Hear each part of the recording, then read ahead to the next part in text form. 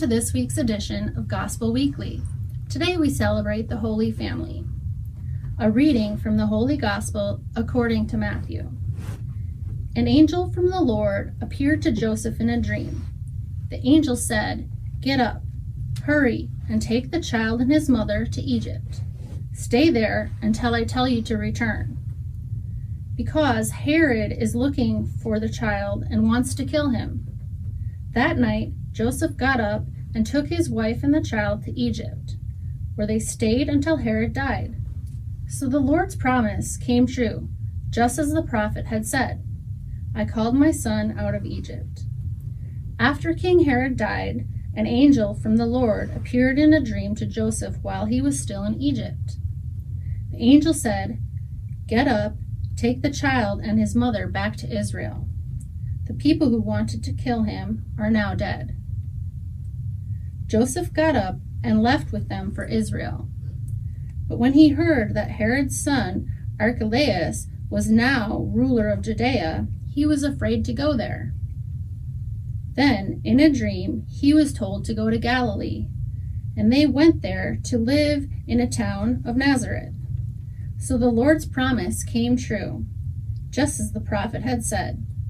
He will be called a Nazarene. The Gospel of the Lord. So I'd like to introduce you to my brother Alex, or you may call him Alexander the Great. He left the weight room for 10 minutes to help me demonstrate on how our promises are not as strong as God's promises. And our promises are sometimes like these flimsy sheets of paper. Alex is going to hold this. We may promise our parents that we're going to clean our room. However, then we may get very busy and forget to do it. We may have meant it in our hearts that we were going to do it when we said it, but our promises aren't as strong as God's promises. Like this sheet of paper, do you see how our promises can be broken? Or we may say that we want to walk the dog, but then we just forget to do it, and you didn't mean to hurt the dog. You promised that you were going to do it. But like this piece of paper, it's not as strong as God's promises. Or we may promise that our teacher that we're going to finish all of our homework, but then we get home and we start playing with our brothers and sisters and our toys, and then it's bedtime and we forgot to do it. Our promises are not as strong as God's promises. Do you see how easily that they can be broken?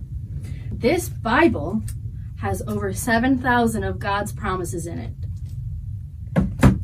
This book is only 100 pages. That is nowhere near 7,000. Now, do you think that Alex the Great can tear it?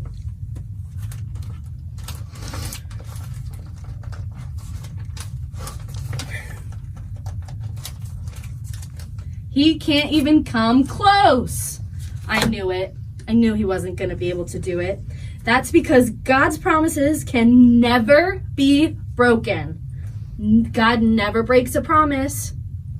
And this concludes this week's session of Gospel Weekly.